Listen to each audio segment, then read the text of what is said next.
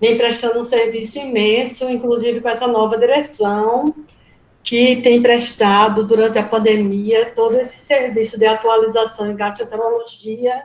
Lembrando que a gastroenterologia é grande parte de uma prova de clínica médica, de uma residência médica. É grande parte de um exame físico para quem vai para um programa de saúde e família, quando se forma, ou para um programa de mais médicos. Então, grande parte do exame físico, grande parte das patologias estão no abdômen. Então, eu queria saber de vocês, megacolo, qual a ideia que vocês têm de megacolo?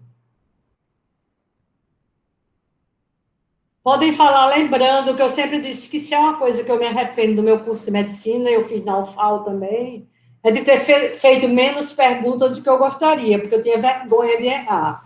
Então, É. não vamos ter vergonha de errar, porque a gente está aqui para vocês aprenderem, para A Aimee corrigir.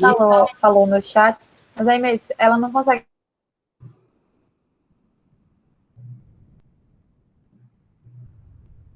Sim, Quando for falar, pode abrir o microfone, a professora não se importa, né, professora? Ela pode pode abrir, abrir. não tem problema. Quem quiser falar, fique à vontade. Eu vou deixar o pessoal participar, porque como eu já passei pela disciplina, né? Eu já conheço Certo. a A entidade, Aimee disse mas que está sem microfone e ela falou em Chagas. E Chagas, muito bem, a causa mais comum. E fora isso,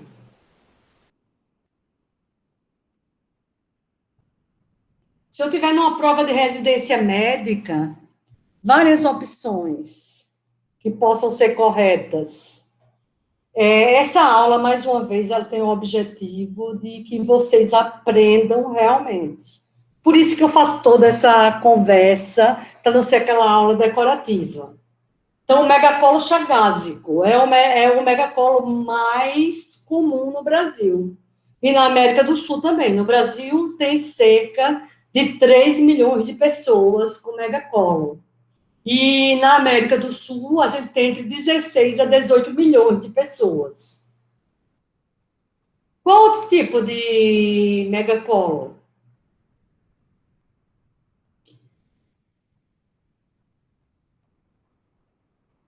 Podem falar, Rodrigo, você pode ajudar também. o congênito, professor. Megacolo congênito ou, como é o Hirschsprung. nome? Doença de Hirschsprung, muito bem. E aí, teríamos mais algumas outras situações onde o paciente pode apresentar megacólon.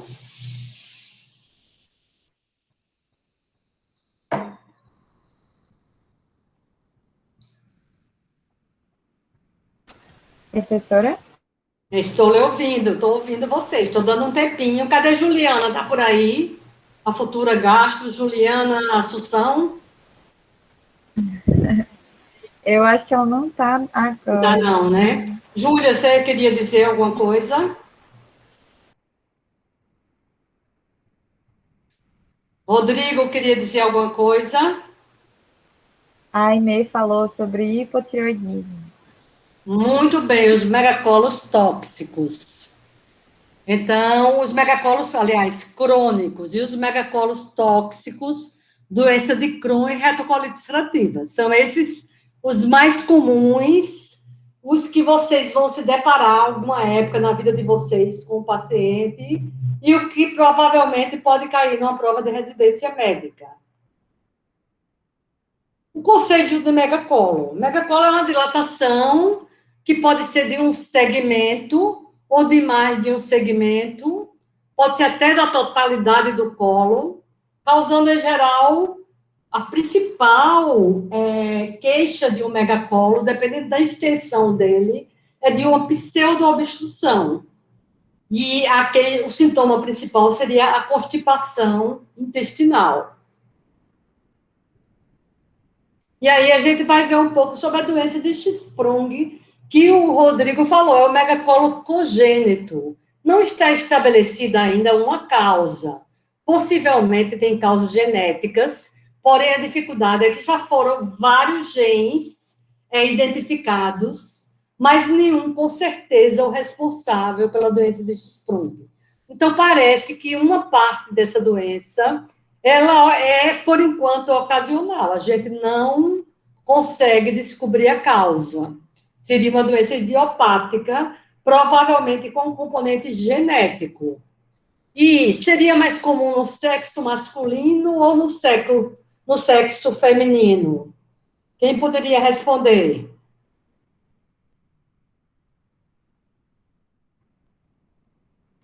Enquanto vocês pensam, eu vou lendo aqui, ó, uma malformação congênita que afeta a motilidade intestinal pela ausência de gânglios. Então, a ausência de gânglios, a gente pode dizer que há uma aganglionia, autônomos durante a embriologia intestinal. Então, uma das hipóteses é que na migração das células, na gestação, pudesse haver algum impedimento ou até alguma destruição autoimune dessas células.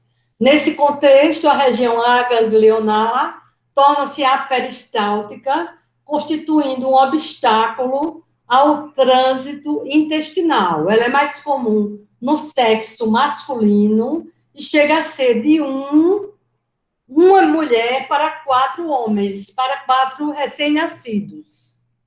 Em geral, essa doença é identificada porque nas primeiras 48 horas, quando o bebê nasce, não há a eliminação de mecônio. É comum todas as crianças que nascem nas 48 horas seguintes eliminar mecônio? Sim, é comum. Em 98% dos casos é isso que acontece. Também a criança pode não querer amamentar, pode ser uma criança saudável e, na verdade, ela não conseguir pegar o peito para mamar. E o que a gente vê, olha, é uma dilatação segmentar, geralmente em terço distal. Pode ser em terço proximal? Pode, mas é mais comum em terço distal. E como é que a gente vai ver? A gente vê uma menininha aqui, olha, com o abdômen bastante distendido, e a gente vê que é uma doença mais comum em homens. E aqui a gente vê um clistel opaco, e nesse clistel opaco, vocês diriam que a doença estaria na região dilatada ou nessa região estreitinha? Lembrando que as provas de residência hoje têm prova prática, algumas têm OSCE, isso poderia ser uma pergunta de residência. Então, a doença está, o setor aganglionar ou sem gânglios estaria aqui ou estaria aqui? Acho que na parte estaria aqui, professora, que é na hipertonia distal. Na parte estreita. Estreita. Eu vou deixar todos o pessoal concordam participar. Professora, só uma coisa. Não sei se a senhora consegue ver na sua tela esse aviso embaixo, meet.google.com está a partilhar, se colocar ocultar. Para a partilha, ocultar. Não, ocultar. Ok. Obrigado. Todos concordam com o Rodrigo ou a gente vai dizer que o Rodrigo está errado?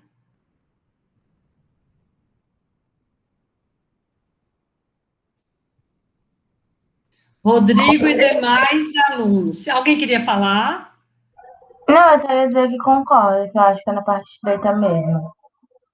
Pronto, a parte estreita, se vocês estivessem na residência, estavam todos errados. A parte estreita, na verdade, é a parte doente. E essa dilatação é a montante. É justaposta à parte aganglionar. Aí a outra parte se dilata. É interessante, né? Eu diria também que seria na parte estreita. Não é. A parte estreita é a parte que tem gânglio. Qual o diagnóstico que a gente aqui, por exemplo, vê que que é uma criança, a gente vê que tem um megacolo. Mas qual seria o exame definitivo para dar um diagnóstico aqui?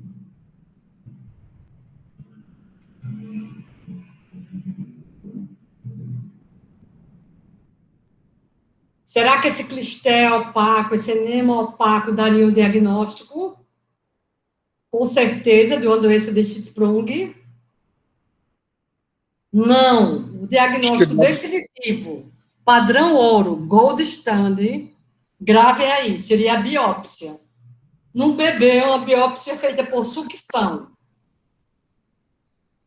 Tá? No adulto, é uma biópsia que você faz ou através de laparotomia, ou você faz através de uma colonoscopia. Então, vamos gravar diagnóstico, padrão ouro da doença de Hirschsprung ou do megacolo, é a biópsia do segmento afetado. E nesse segmento afetado, o que é que a gente vai encontrar? A gente vai encontrar que não tem os gânglios neuroentéricos. Os gânglios de Alzheimer e Mayer-Barr não vão, de Meisen e Auer-Barr não vão estar presentes. Há uma aganglionose, ou seja, uma ausência total de gânglios nessa região afetada. Se eu estiver indo muito rápido, podem pedir que eu vou mais devagar. Então, eu vou relatar um caso, porque no caso a gente consegue, eu acho, gravar melhor. E lembrando que esse caso não é meu, eu nunca tive um caso de doença de Hirschsprung, e que este caso está referenciado abaixo, e que as minhas aulas, dadas na Lagem todas, são retiradas de artigos de revistas científicas dos últimos anos. Aqui, por exemplo, eu vou citar revistas científicas de 2020 e 2021. Por que isso? Porque o livro-texto está acessível, vocês podem pegar a qualquer hora. Já artigo científico precisa que a pessoa tenha uma certa prática em pesquisa, demanda um tempo maior, que eu sei que vocês têm outras disciplinas para estudar, então eu faço esse trabalho por vocês. Então, vamos lá, ver o caso. A revista foi a Brazilian Journal of Development.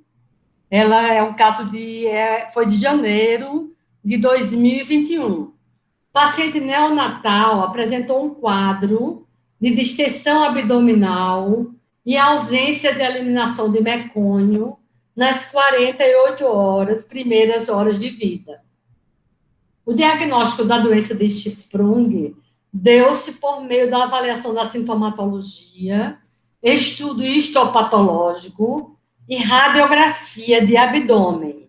Como medida terapêutica, realizou-se uma laparotomia exploratória e ressecção do segmento aganglionar, com reanastomose do intestino até o ânus, preservando os músculos do esfíncter anal pela técnica de abaixamento transanal de suave. Eu quero dizer que essa técnica é a mais usada e que preserva o esfíncter anal. Então, a criança pode ter uma vida normal após essa cirurgia. A cirurgia, esse tipo de cirurgia era feito anteriormente em 2 tempos. A criança ficava com a ostomia e, posteriormente, era recomposto esse intestino. Atualmente, há uma tendência de se fazer esta cirurgia em 1 tempo. Eu gostaria de fazer uma pergunta que eu mesmo vou responder. Será que seria o paciente só o neonatal?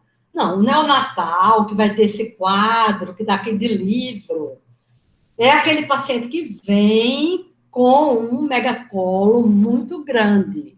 Porém, eu posso ter uma criança com constipação intestinal, que consegue evacuar, mas tem dificuldades, que aparece para o gastroenterologista no primeiro ano de vida, ou até nos primeiros anos de vida, com 2 anos, 3 anos, e ser uma doença de Hirschsprung. O mais importante aqui é que nós tenhamos na nossa cabeça que a doença existe. Porque eu sempre digo o seguinte, a gente não pode diagnosticar, a gente não pode fazer um raciocínio clínico do que a gente não conhece.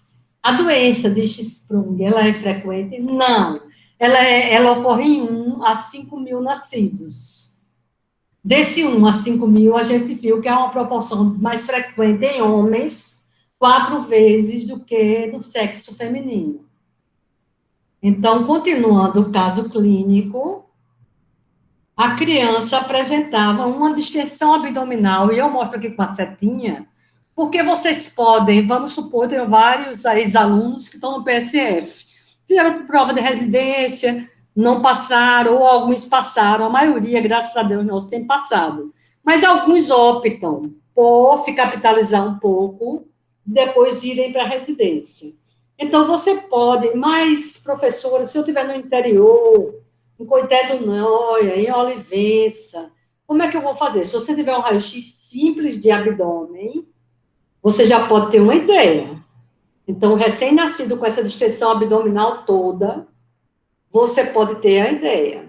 Agora, um clister opaco, normalmente, você evita fazer com contraste. Por quê? Porque uma alça muito dilatada, ela está mais sujeita à perfuração, que é uma das ocorrências graves que a gente pode ter em qualquer tipo de megacolo.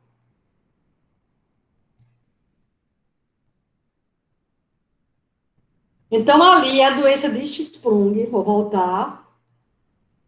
A única terapêutica, como eu falei, para os casos em que há uma obstrução muito grande, uma semi-obstrução muito grande, é a terapêutica cirúrgica. Porém, se é uma pseudo, uma semi-obstrução, você pode deixar a criança se desenvolver mais. Como é que eu vou saber, professora, se é uma obstrução grande ou pequena? A obstrução grande, a criança não elimina fezes, a criança vai apresentar sinal de distensão abdominal muito grande e, na maioria das vezes, vômitos também. Então, você vê que tem um quadro obstrutivo. Nesse caso, a terapêutica é cirúrgica, o mais rápido que você puder fazer. E outra coisa, como eu falei, o gastro tem que estar junto com o cirurgião. Não é... Esse paciente, muitas vezes, ele vai precisar de uma nutrição enteral. Ele não pegou o peito, ele não está sendo amamentado, nem ele vai fazer uma cirurgia correndo. Então, a gente precisa melhorar o quadro dele e ele vai precisar de uma nutrição enteral. Então, eu vou ter que ter uma equipe multidisciplinar comigo, numa unidade de neonatologia. Então, se eu estiver no interior, como eu falei com vocês, eu posso ter um raio-x simples de abdômen. Esse raio-x simples, ele não é contractado. Qualquer aparelho de raio-x faz. E ele quer que ele nos dá um indício de que eu tenho que mandar esse paciente imediatamente para um hospital terciário. E um megacolo tóxico, quem se lembra? Rodrigo lembra? É mais comum no colo transverso. Quem já passou pela gastro comigo, eu mostrei um colo transverso bem dilatado. Ele está sempre maior do que 6 centímetros. Quando essa dilatação é no seco, é menos comum. Ela pode chegar a 13 centímetros. Então, o que é que pode nos levar a dar um diagnóstico de megacolo tóxico? Os sinais de toxicidade, né, professora? Muito bem. E por quê? O que é que poderia causar isso? Todos podem falar, viu? Não é só o Rodrigo, não. Pode falar errando, porque a gente acerta errando. Pergunta, chuta, e aí a professora vai dizendo, a gente vai raciocinando e vai gravando. Não fica uma coisa decoreba, porque decoreba a gente esquece. A gente tem que entender. O que poderia estar um megacolo tóxico? Quais seriam as causas mais comuns? Que ela dá uma sepsia, é uma consequência, viu, Rodrigo? E é um caso tão grave que você teria que já pensar numa UTI para esse paciente. As causas mais comuns são doença de Crohn e retocolite ulcerativa, as doenças inflamatórias intestinais. Tá? São as causas mais comuns. E dentre as doenças inflamatórias intestinais, a retocolite ela é mais comum do que o Crohn. Ambas podem levar ao megacolo tóxico, porém, em sua evolução. Alguns pacientes, mesmo jovens, você já dá um diagnóstico de doença inflamatória intestinal, porque ele já chega com megacolo tóxico. Imagine que caso grave que você recebe no ambulatório e você tem que tomar uma decisão, porque esse megacolo tóxico pode levar a sepsemia, pode levar à ruptura dessa alça, que geralmente é o transverso, e levar o paciente ao óbito. Então, é uma complicação muitas vezes fatal das doenças inflamatórias intestinais ou de qualquer infecção do colo. Por exemplo, Clostridio difficile. Quem se lembra? Ele é causa de quê? De uma infecção que não é incomum. Uma infecção por uma bactéria chamada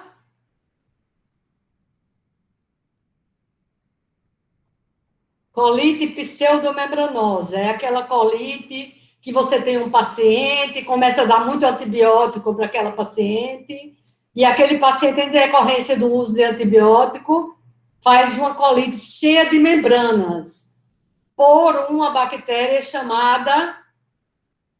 Alguém se lembra? Clostridio difficile. Então, a causa mais comum são as doenças inflamatórias. Clostridio difficile pode ser uma causa também de megacolo tóxico, que é caracterizada por uma dilatação total ou parcial do órgão, não obstrutiva, acompanhada de toxicidade sistêmica. É um quadro grave, porque ele vem acompanhado de septicemia. Muitas vezes, você pode reverter? Pode. Mas muitas vezes, você tem a necessidade de uma cirurgia de urgência. O que vai ser importante nesse diagnóstico?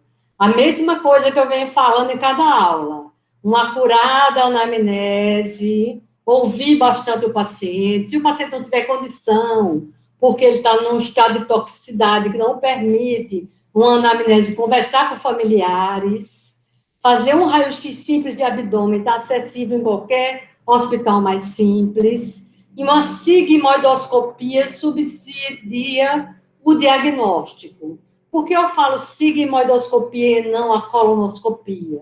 Porque o risco de um paciente desse desenvolver, fazer uma perfuração é altíssimo.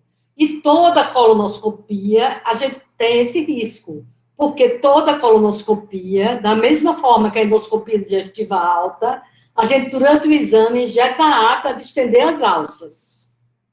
Então, eu posso ter aí uma hemorragia, uma peritonite ou uma perfuração, que é igual a uma cirurgia de urgência. Geralmente é mais no colo transverso, esse colo está maior que 6 centímetros de diâmetro, e é mais comum no sexo feminino, acima de 40 anos, em pacientes com hipoalbuminemia, uma ureia alta, vai ter maior mortalidade, tá? Então, eu quero que isso fique bem claro, que é um megacolo tóxico, que a causa mais comum deles são as doenças inflamatórias, mas existem outras causas, existem até causas provocadas por nós, médicos, que são causas iatrogênicas provocadas por medicamentos, que a gente vai ver daqui a pouco. Então, eu posso ter uma colite pseudomembranosa, que a colite pseudomembranosa é uma indicação de transplante fecal, como é a etiologia dessa colite pseudomembranosa. O paciente está internado, está em uso de antibióticos, às vezes é excesso de antibiótico, e cresce uma bactéria chamada Clostridio difficile. E o Clostridio difficile é gravíssimo, e hoje a única causa que justifica o transplante fecal no nível de conhecimento que a gente tem hoje é essa infecção por Clostridio difficile, a colite pseudomembranosa. Causa mais comum, sem ser a infecciosa, seria a causa das doenças inflamatórias, retocolite ulcerativa ou doença de Crohn. Paciente de Crohn pode ter megacolo tóxico? Pode, porém é mais comum na retocolite ulcerativa.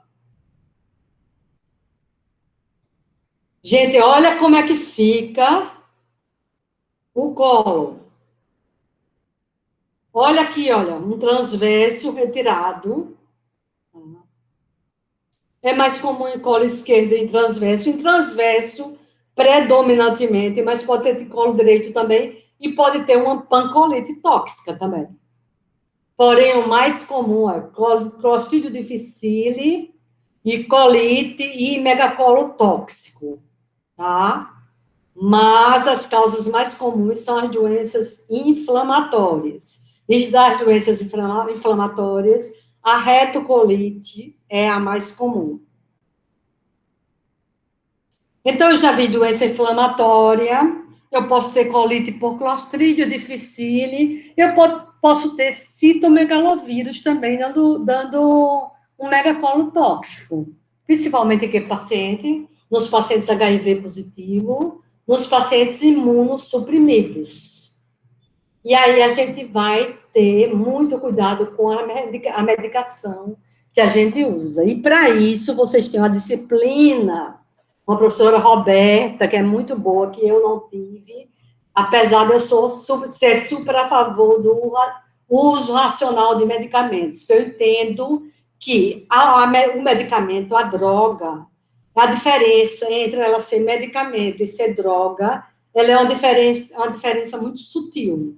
Então, medicamentos e procedimentos tais como agentes antimotilidade, como anticolinérgicos e narcóticos, um desequilíbrio eletrolítico, a gente deixa o paciente vomitando por uma outra causa. Ele tomou todas e começou a vomitar muito e faz uma hipocalemia e, de repente, desenvolve um megacolo tóxico.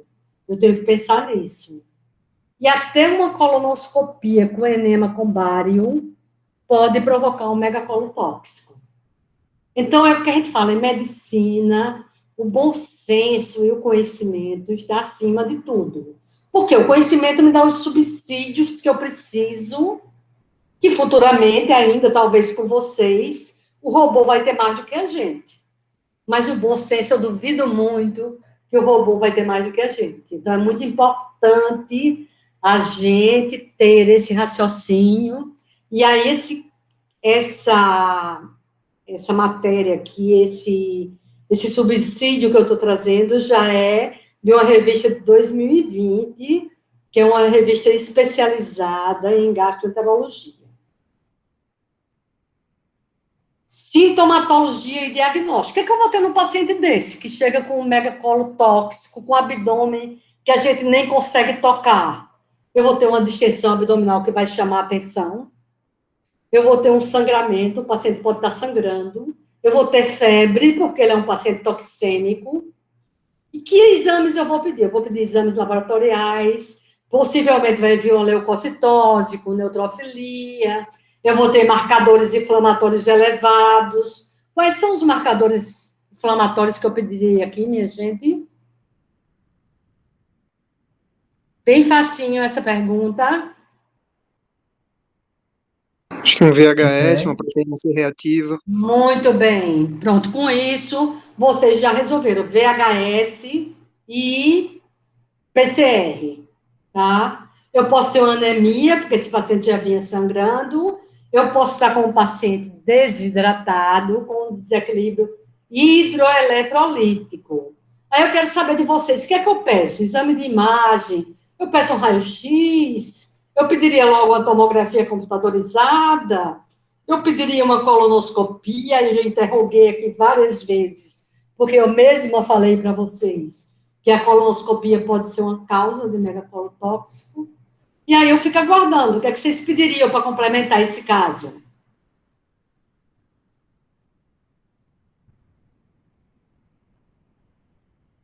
Um raio-x simples, se só tiver um raio-x simples, vai mostrar uma distensão abdominal e vai mostrar um abdômen. Eu vou mostrar para vocês o raio-x. Uma tomografia computadorizada, com toda certeza. A colonoscopia eu pensaria, porque eu posso provocar uma perfuração nesse paciente e piorar o quadro dele.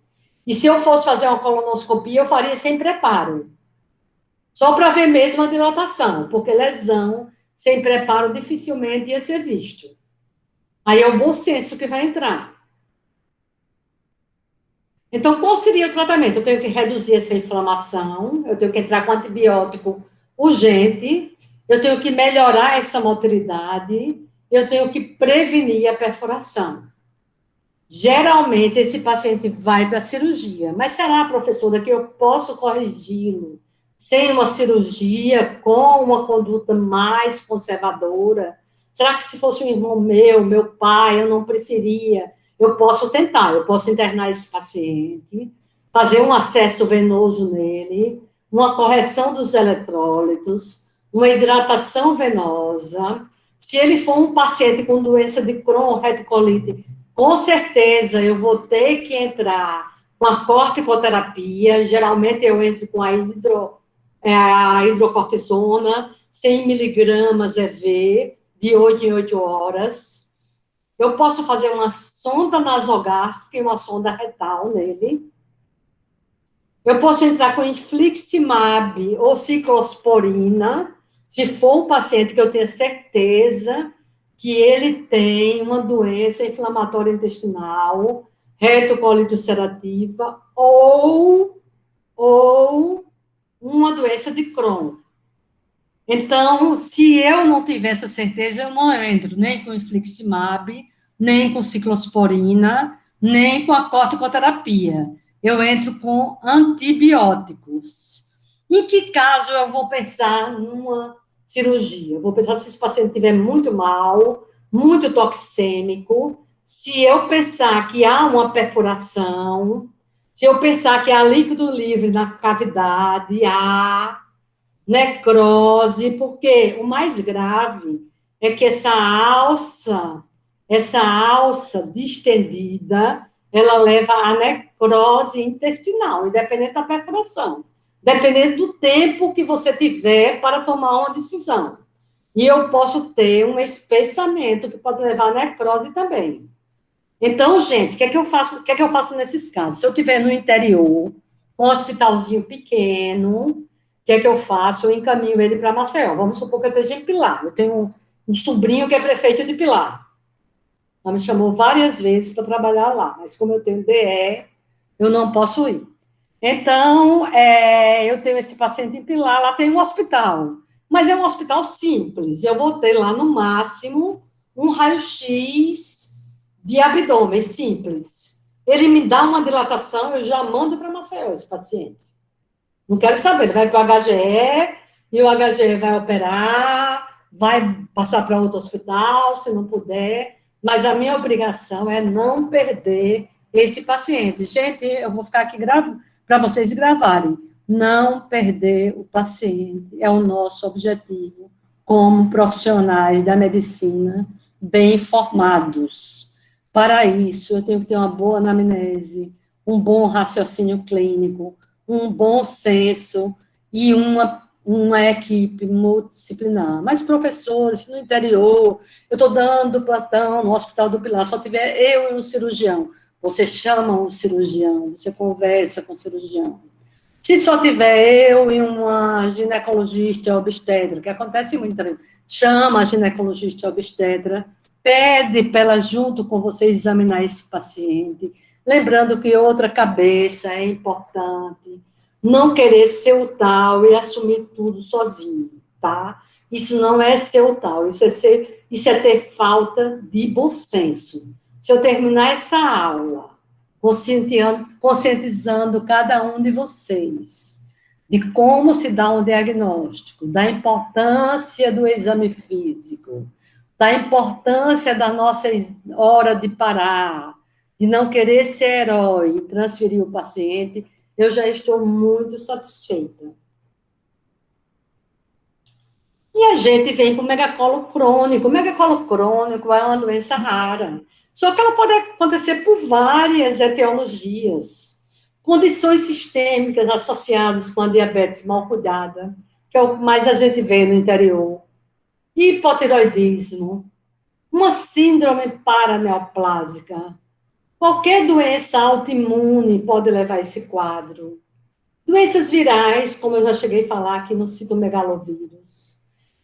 Verificar sempre se esse paciente é um imunossuprimido. Saber que a HIV hoje, a AIDS, a SIDA, é uma doença crônica. Saber se esse paciente tem Parkinson, porque Parkinson pode levar a um megacolo crônico. Saber se esse paciente teve um acidente vascular cerebral. Então, gente, essas são as causas do megacolo crônico, condições variadas. Olha como é fácil de gravar, provocado por doenças crônicas, diabetes, hipotiroidismo. Por quê? A gente já sabe que o hipotiroidismo, ele já dá constipação intestinal. E a gente sabe que o hipertiroidismo, ele dá diarreia. Veja como é fácil a gente gravar. Então, é muito mais comum eu gravar que o hipotiroidismo pode levar a um megacolo. Qualquer síndrome paraneoplásica pode dar qualquer coisa. Doenças autoimunes, doenças virais e as doenças cardiovasculares, crônicas, neurológicas, que são as doenças desse século, junto com as pandemias. Professora? Diga. Professora, desculpa, eu só fiquei com uma dúvida ainda na parte do diagnóstico do megacólon tóxico. Quando a senhora, quando a senhora interrogou ali a colonoscopia, então, no caso, como é que a gente pensaria, assim, em fazer a colonoscopia no paciente que está naquele momento, né? Será que não seria um risco fazer o procedimento por conta da distensão daquela alça, da inflamação? Quem Um está risco fazendo maior a de complicação? pergunta? Sou eu, Paulo, professora.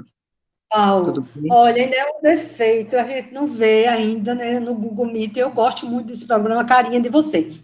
É o seguinte, Paulo, você tem toda a razão. Eu não pediria. Agora, na literatura, para uma prova de residência, é uma questão, porque se tiver colonoscopia, mas tiver sigmoidoscopia, a resposta certa é a sigmoidoscopia. Porque você pode fazer sem preparo e só ver uma partezinha do intestino mais baixo, um segmento.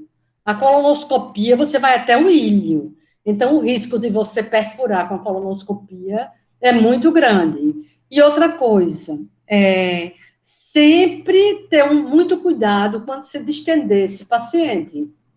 Porque todo o exame, como eu falei, a colonoscopia, endoscopia, gente, eu parei por causa do meu DE, mas eu sou apaixonada por isso tudo. No dia que eu me aposentar da UFAL, eu vou para o meu consultório. Quem quiser fazer gastro, vai lá trabalhar comigo, porque eu quero voltar a fazer tudo isso, fazer endoscopia digestiva alta, que eu parei tudo por causa do DE, parei meu consultório, porque eu pediria nesse caso, ou não pediria. Se eu tenho um raio-x simples, que a gente vai ver daqui a pouco, que já me dá o diagnóstico, não tem porquê eu colocar esse paciente em risco.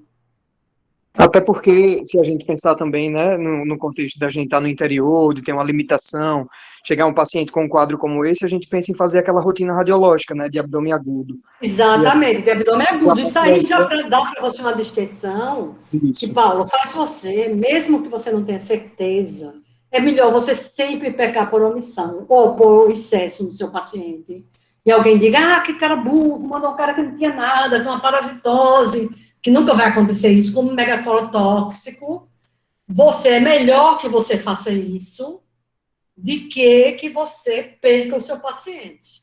Então, eu digo sempre assim, eu tenho 43 anos, tenho até vergonha no tempo de medicina de dizer, porque vocês pensam que eu sou uma velhinha croca, mas não sou não ainda, viu, minha gente?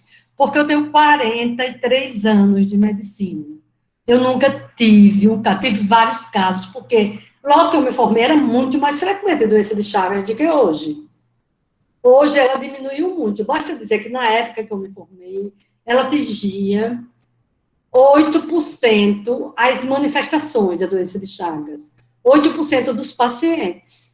E hoje ela atinge 0,2%.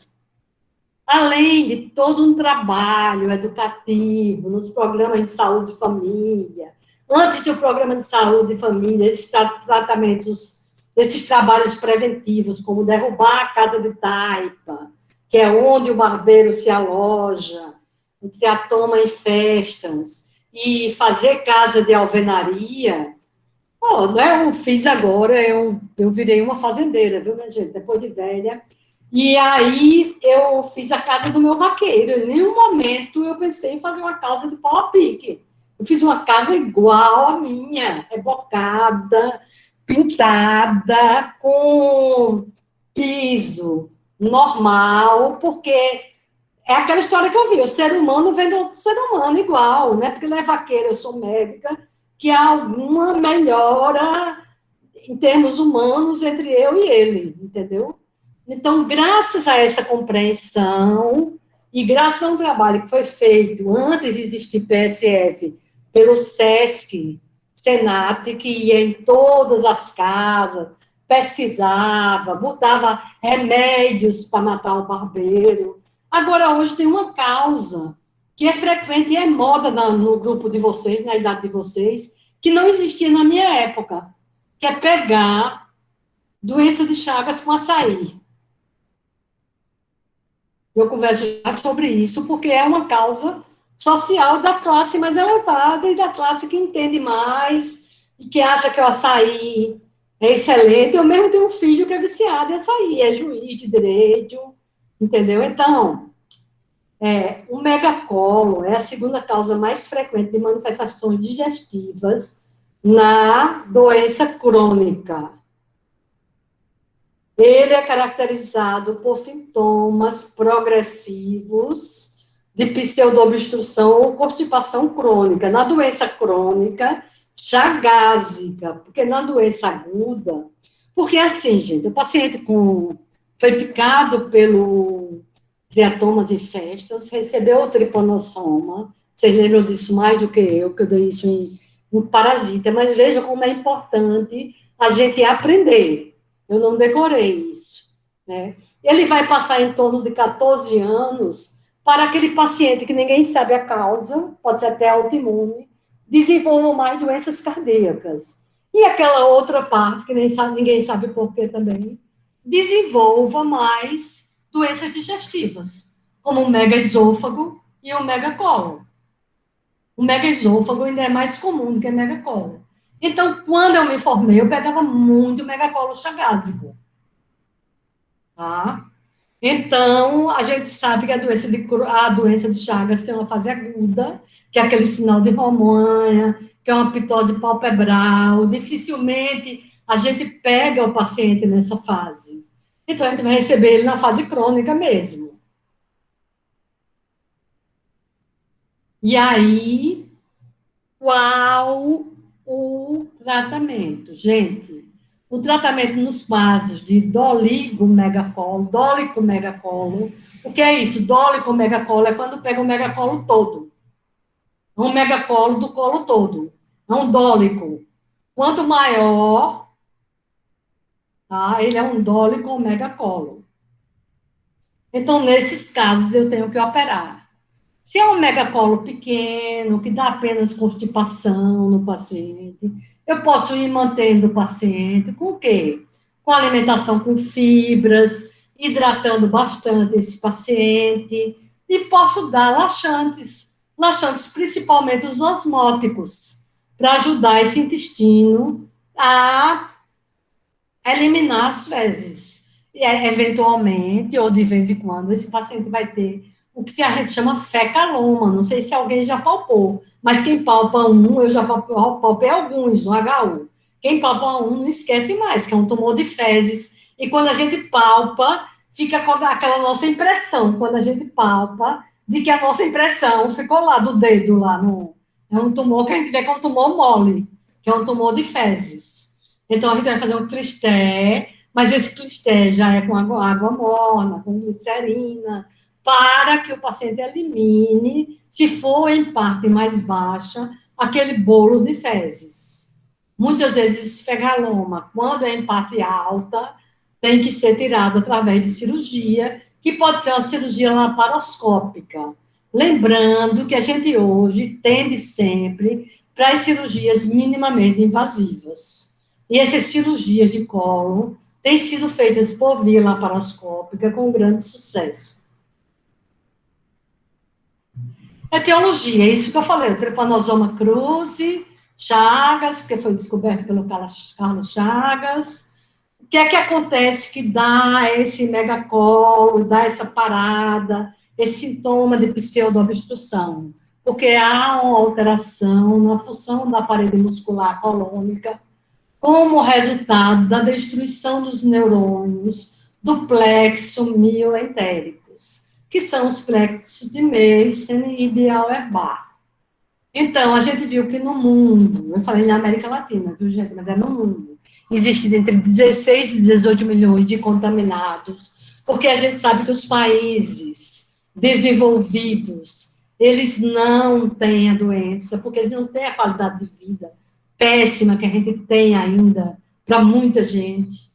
E no Brasil, a gente tem cerca de 3 milhões de pessoas infectadas, não quer dizer que seja 3 milhões de megacolo, porque já vimos que essas pessoas podem ter problemas cardíacos e ou digestivos, ninguém sabe por quê.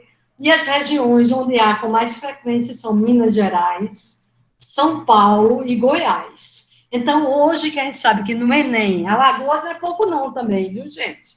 Mas aqui eu botei o que estava citado no artigo.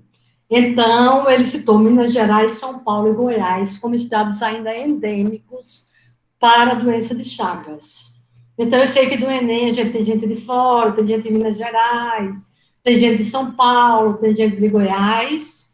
Então, vamos lembrar da tristeza que é isso. Reflete as desigualdades do país.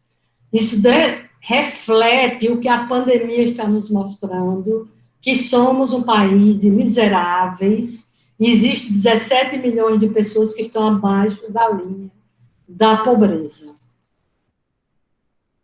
Aí eu vou passar aqui um quadro clínico para vocês, que eu peguei de revista também, de artigo científico, tanto é que esse quadro é da Venezuela, América do Sul.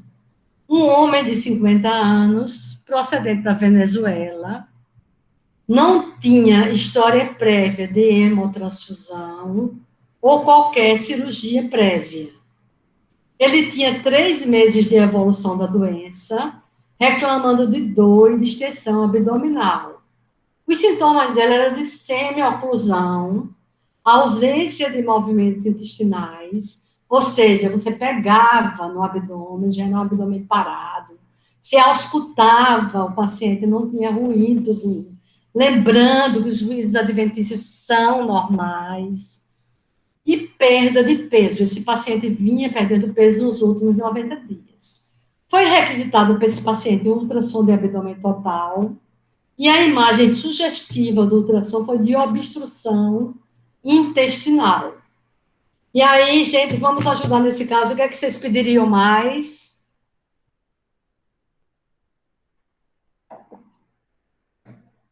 Radiografia, professora? Muito bem, a gente poderia pedir um raio-x de abdômen agudo, que a gente já viu que é tórax e abdômen. A gente pediria um trânsito intestinal. O trânsito intestinal desse paciente significa o exame contrastado de intestino delgado, tá? Então, o trânsito intestinal não mostrou alterações. A colonoscopia, no caso clínico, ele não mostrou alterações, mas um bom endoscopista verificava que aquele colo estava dilatado. O CT, a tomografia computadorizada de abdômen total, que foi o padrão ouro aqui, mostrou distensão de alças intestinais e reto e líquido livre na cavidade peritoneal. Foi feita uma laparoscopia, que mostrou dilatação de transverso, ascendente e descendente, com um dobro de diâmetro. E sigmoide reto sem dilatação.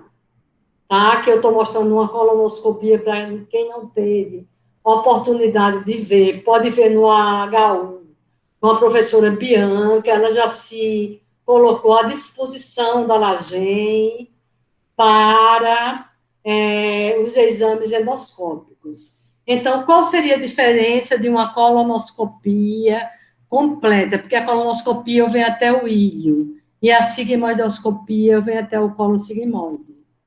Tá? Então, eu não preciso da sedação que eu preciso para uma colonoscopia completa, porque a sedação já piora o megacolo. Então, a laparoscopia mostrou isso, dilatação de transverso, ascendente e descendente, e sigmoide e reto se encontravam sem alteração. A biópsia, eu falei que é o padrão ouro, não adianta, por mais que eu diga que a colonoscopia é ótimo, a laparoscopia é melhor ainda, mas eu tenho que ter a biópsia. A biópsia mostrou inflamação crônica exacerbada, ausência total do plexo mioentérico em todas as amostras, e foram feitas 3 amostras de cada segmento. Os testes imunológicos específicos para a detecção de anticorpos, como Machado Guerreira e ELISA, o IgG, que é o que a gente pede mais hoje, foram positivos para a doença de Chagas. Esse aqui é do paciente real. Veja a quantidade que foi retirada. Lembre-se que ele tinha megacolo em vários segmentos. Isso é tudo do intestino que foi retirado.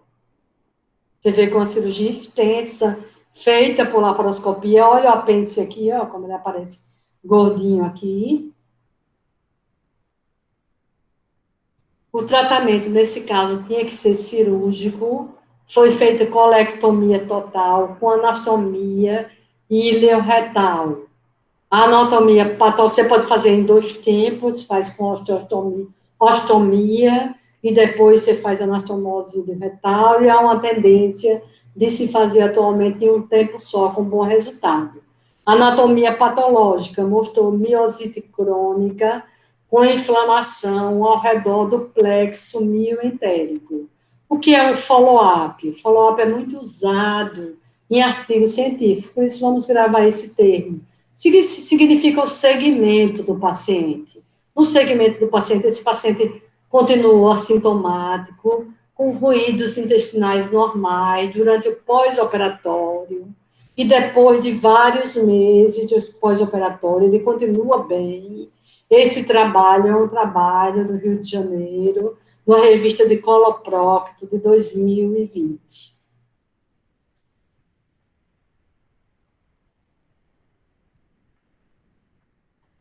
E aqui, gente, eu só tenho que dizer isso. Eu só estou num lugar que eu só tenho um raio-x simples para abdômen agudo. É esse que eu vou pedir. Ó. Vejo já a elevação das cúpulas diafragmáticas por causa do gás que já está aqui, do excesso do megacólon que já está empurrando as cúpulas diafragmáticas. Esse paciente, inclusive, pode apresentar dispneia. Olha aqui a largura do megacólon no enema baritado, que a gente já sabe que oferece riscos, mas aqui o colega quis correr o risco, achou que valia a pena, e vai estar pronto, ele está pronto, tenho certeza, com a equipe de cirurgia, no hospital terciário, para que, se houver uma perfuração, de imediato, você ir para o centro cirúrgico.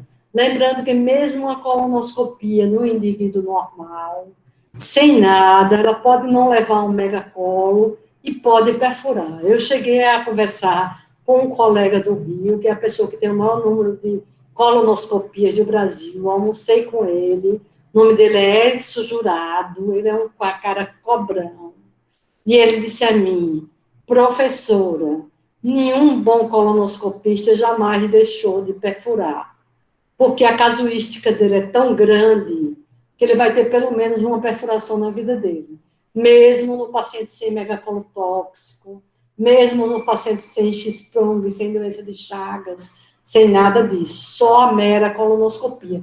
Portanto, não é um exame que a gente pede por nada. A gente pede em paciente acima de 40 anos, um exame de base, porque a gente sabe que o câncer de intestino, ele não inicia, geralmente ele não inicia de repente, ele se inicia por um pólipo que pode ser retirado e que no futuro ia se transformar numa neoplasia de intestino. A gente sabe que é uma neoplasia bastante conhecida. A gente sabe que esse paciente não tem doença de Crohn, nem retocolite, principalmente, porque a área de doença de Crohn que mais atingida é a jejum ileal, e a segunda área é essa aqui. E o retocolite, como o nome está dizendo, é só em colos mesmo.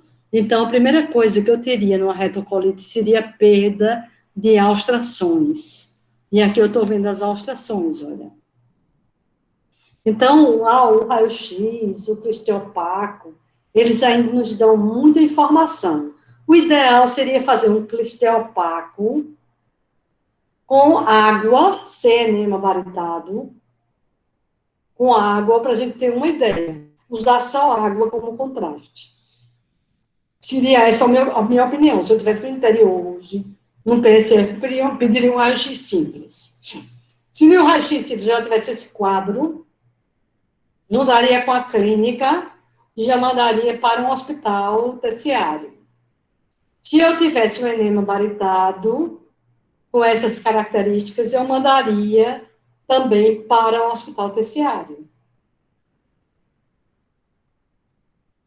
Então, eu deixo sempre uma mensagem, a minha hoje, em termos de pandemia, e nas últimas 24 horas, quando a gente teve a maior quantidade de morte, 2.400 e poucas pessoas morreram de ontem para hoje, uma delas com 29 anos, e deixou 2 filhinhas. Então, a mensagem que eu deixo é essa: a medicina é uma ciência social, e a política nada mais é do que a medicina em grande escala. Ou seja, a gente diz, eu tenho horror à política, eu não quero. E quem disse isso? Vichou. E eu não quero me meter em política, mas a gente tem que ter um raciocínio político, a gente tem que lutar pela nossa comunidade, a gente tem que lutar por melhoria da qualidade de renda no nosso país, a gente tem que lutar por melhores moradias. Quando eu pensava que em Alagoas eu estava no estado tal, porque a gente elegeu um presidente do Congresso, eu recebo uma mensagem num grupo de pecuária, que é um grupo rico, de pessoas que têm dinheiro, solicitando ajuda para uma comunidade de Ouro Preto, onde essa comunidade não tem o que comer e só tem casa de taipa, ou seja, casas de pau a pique, onde fica o triatoma em festas. E eu fiquei pensando, eu dou essa ajuda ou não? Qualquer dinheiro que eu vou dar não vai resolver o problema. A gente teve vários mesmo, não são poucos não, vários alunos fizeram residência em saúde da família, uma delas é nossa professora agora de saúde da família, é nossa professora da FAMED. Então, eu queria dizer que esse problema social no país ainda é um problema que nos aflige muito como profissionais. Agora eu vou parar a interrupção da minha apresentação, vou me colocar à disposição para o debate, se vocês tiverem mais dúvidas. Estamos com quantas pessoas na sala? Por enquanto, 23, mas eu acho que teve uma pessoa que precisou sair. 13, né? Pois eu vou perguntar agora, ninguém fica com raiva de mim, a Bia. Bia, qual é a maior causa de megacolo tóxico? Mas aí os universitários podem ajudar a Bia também. Pode ser. Bia, não é hipotiroidismo, a Bia responde aqui no hipotiroidismo. Não, Todos concordam? São doenças inflamatórias intestinais. Doenças inflamatórias intestinais. Muito bem, quem respondeu? Guilherme.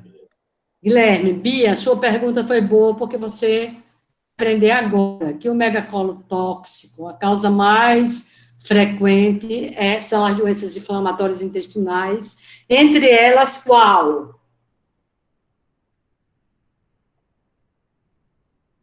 Eu falei em 2 aqui, mas eu falei que ambas podem ocorrer. Retocolite ulcerativa, muito bem. E doença de Crohn. E doença de Crohn, mas é mais comum a retocolite ulcerativa.